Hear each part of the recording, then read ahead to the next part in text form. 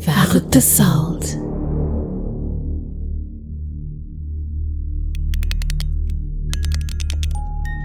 Three creepy cat stories that'll ambush you in the litter box. Anthony Jeffords was my best friend in middle school. He lived with his grandmother who adored him. His father hadn't stuck around for very long after his second birthday. His mother had caught hepatitis from one of her gentleman callers. She was dead before Anthony turned 6. He, his grandmother, and her cat Mark lived in a run-down old house 2 blocks away from ours. Anthony was a nice boy, but maybe a bit shy for his own good. I tried, but I could never tease the shyness out of him. He had a kind heart, even in his poverty. He worked after school to help out his grandmother.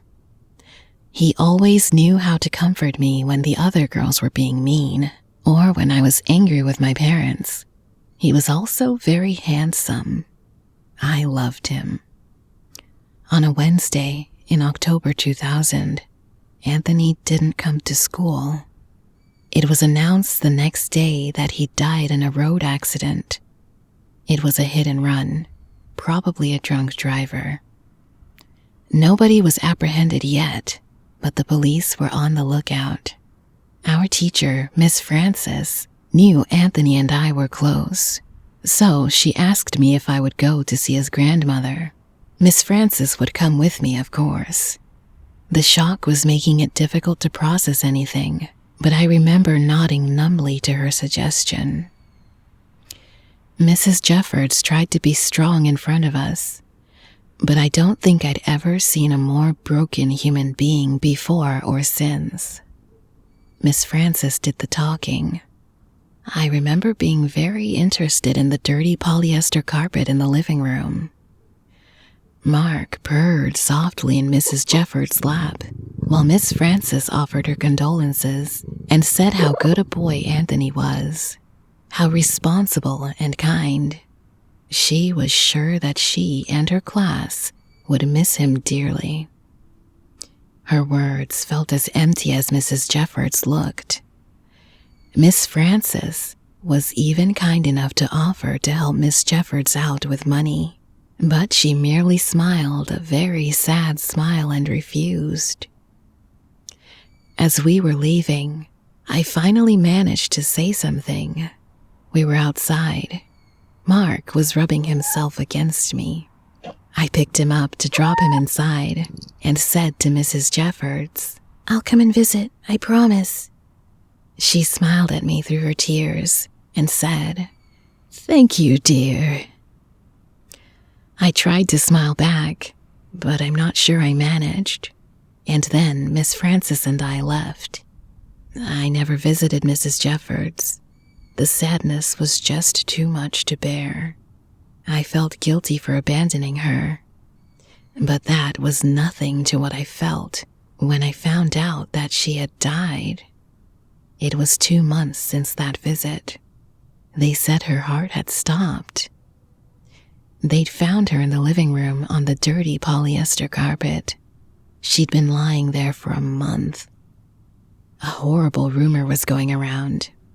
They said that the cat, Mark, had consumed her flesh when it didn't find any other food. I couldn't believe the apathy of the people who made up such grisly, sensational stories about an old lady who just died of grief and loneliness. The news of Miss Jeffords' death hit me hard. The unbelievable guilt and sadness I felt seemed to be eroding me from the inside out.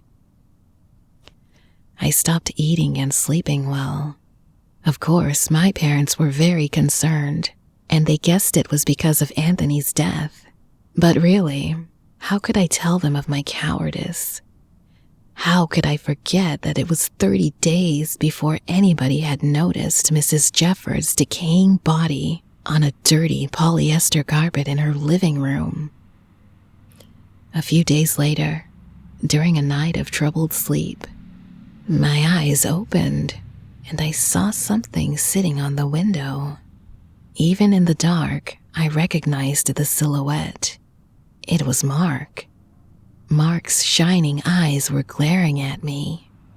It wasn't the vacant stare of a dumb house cat. No. His gaze had deadly intent in it. Mark let out a deep, guttural hiss, like I'd never heard from a cat, and he jumped down onto the floor and started advancing towards me. I think I should have been scared out of my mind, but I wasn't. I was somehow at peace. I knew I'd done something terribly wrong, and finally, I'd be getting whatever was coming to me. I just laid there in my bed and managed to croak. "Hi, Mark." I paused and added, "I'm sorry." Mark jumped onto the covers and brought his face within an inch of mine. I was staring right into his menacing yellow-green eyes, and then, just as inexplicably as he'd come, he was gone in a very soft whoosh. The story would have ended here, except for one last detail. Miss Frances was found dead in her car the next day. They said some wild animal had attacked her and slashed her throat while she was driving. Being such an unusual case, naturally, the police had gotten involved. But that wasn't the disconcerting part. When the police inspected her car, they found a suspicious dent on the front bumper that shouldn't have been there. They also found blood residues that weren't hers in the gap between the windshield and the hood. They ran tests on it and found a match. It was Anthony's. Some days I fall asleep feeling okay. I get into bed and turn the lights off and wake up in the morning feeling energized and fresh. Other nights are not so easy. Sometimes in the middle of the night, I would wake up suddenly, as if someone or something was nudging me awake. I heard somewhere that if you wake up abruptly in the middle of the night, that it means that someone or something is staring at you, and your body subconsciously senses it in your sleep, jolting you to wake up. I guess it's some sort of evolutionary survival instinct. Now, I live with my family, but I am always the last to fall asleep, and they never come into my room at night, ever.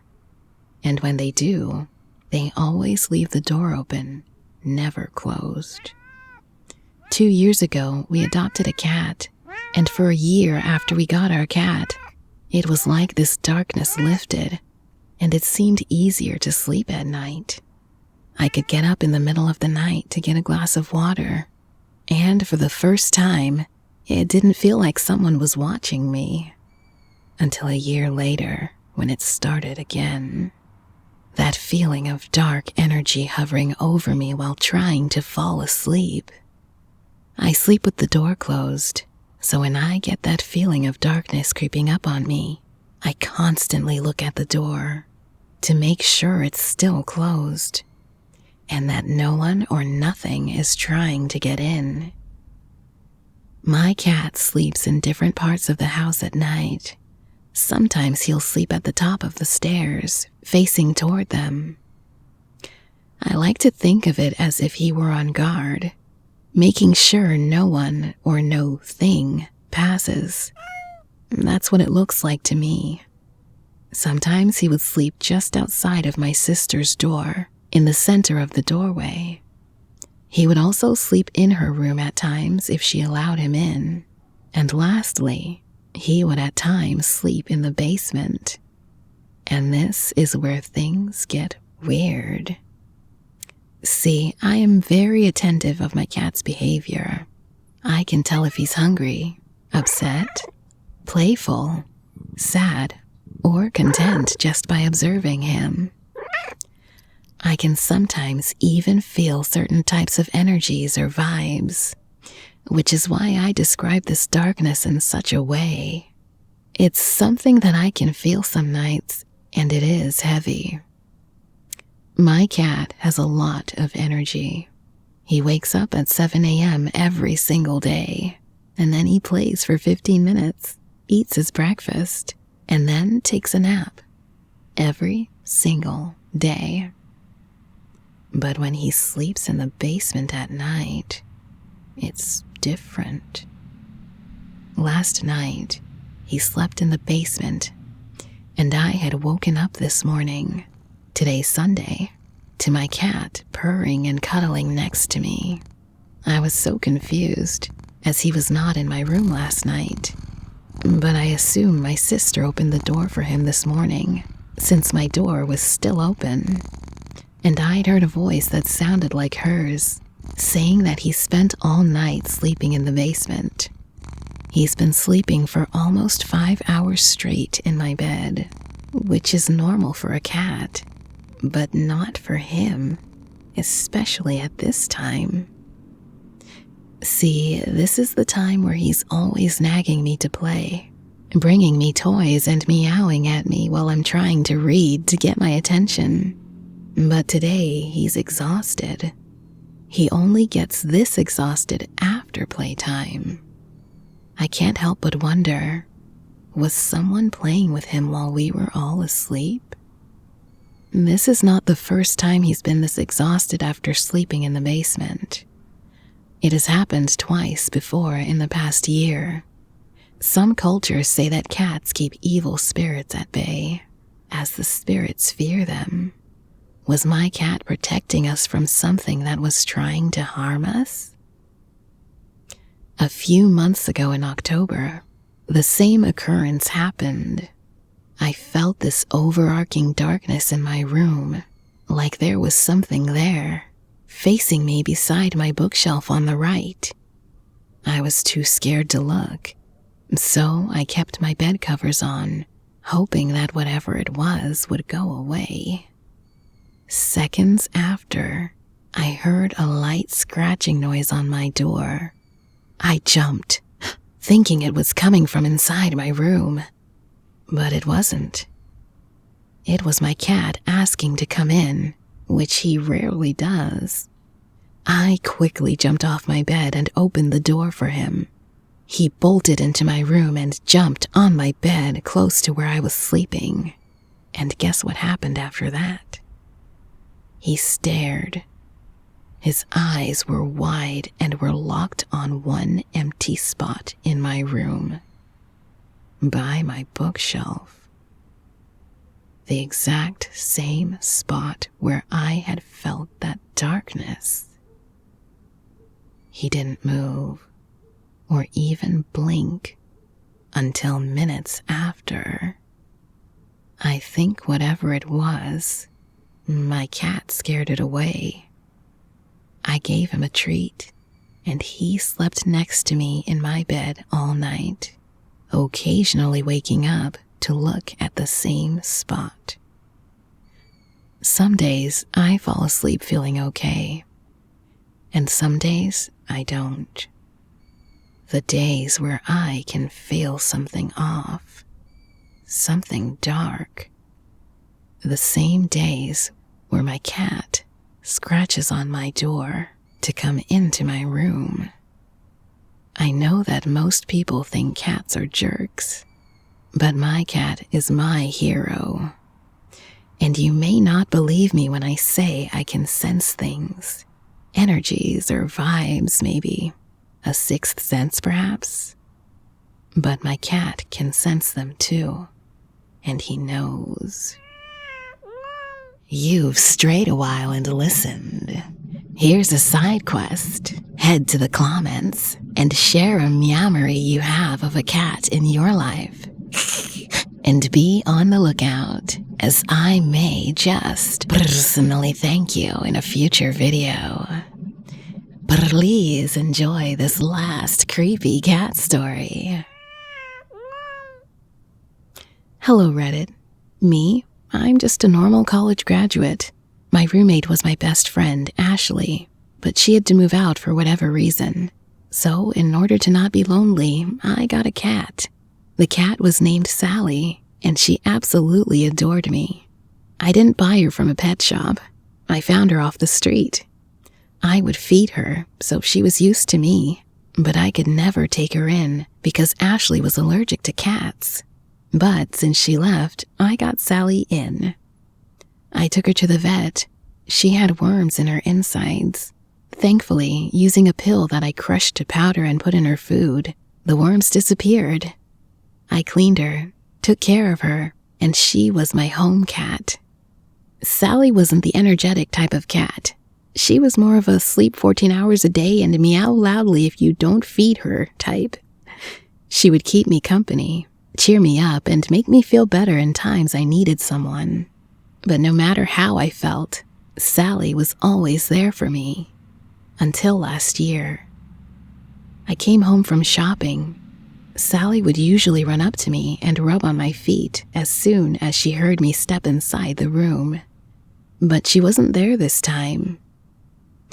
I set the groceries on the kitchen counter and looked around for Sally. I tried calling her. Nothing. I tried getting out food. Nothing. She was nowhere. I figured that she was sleeping, so I set all the groceries in their places and sat on the couch to watch some TV before cooking for me and Sally. I watched TV for a good 2 hours, and of course, I got carried away and slept for a bit. When I woke up, it was about 4 p.m. I cursed myself for getting carried away and got up and walked to the kitchen. Still, Sally was nowhere. Most of me said she's sleeping and leave her alone, but a small voice in my head said, "Go find her. This seems off." So I went to search for her. I searched everywhere but couldn't find her. She couldn't have gone out. I live in a flat. That's when I entered the bedroom. I searched frantically in the room, and then I looked under the bed. There she was, laying down. I called out for her. She wouldn't budge. I reached out my hand and pulled her out. She was not moving. I tried everything I could to wake her up. I reached for a pulse and found nothing. My eyes watered up as I kept saying, "No, no, no, no, no," hoping that somehow she would wake up and be herself again. I buried her the next day alone. Sally was my friend, and now she was gone. I left home and didn't eat anything for the rest of the day. I went to bed early that night. The next morning, I woke feeling something on my legs. I groaned and rubbed my eyes and looked down at the edge of the bed. And there she was, laying down looking at me. Now, I don't believe in the supernatural, and I get scared shitless easily. So when I saw my dead cat at the edge of my bed, I screamed and retreated to the corner of the room, and she was gone just as quickly as she'd appeared. I didn't forget about that incident. I thought about it the entire day. Then a week passed, and I had come to accept Sally's passing and thought of the incident like a hallucination because I was so sad. But it happened again. This time, I was ready to fall asleep when I heard purring. My heart began to race, and I opened my eyes, and there I saw her, in front of me, her green eyes staring back at me. She was laying down in the same position I had found her on that damn day. I shot out of bed, grabbed my shoes, my coat, and stormed out of the house. I took a long walk and ended in the park where I had buried Sally. I ended up crying on a bench until I headed home. No other incidents so extreme happened, but I occasionally hear purring throughout the house, and when I try to find the source, it stops. Why is Sally here? The vet said she was weakened from her life outside and it was her time. He said she died happily. But if she died happily, why is she haunting me? I should have let it go by now, but that purr always haunts me. If you like listening to stories read by an actual person, look no further. That's right, I will never utilize an AI voice to tell these stories. Please support this channel by hitting like and subscribing. Yours truly, Verrückte Salt.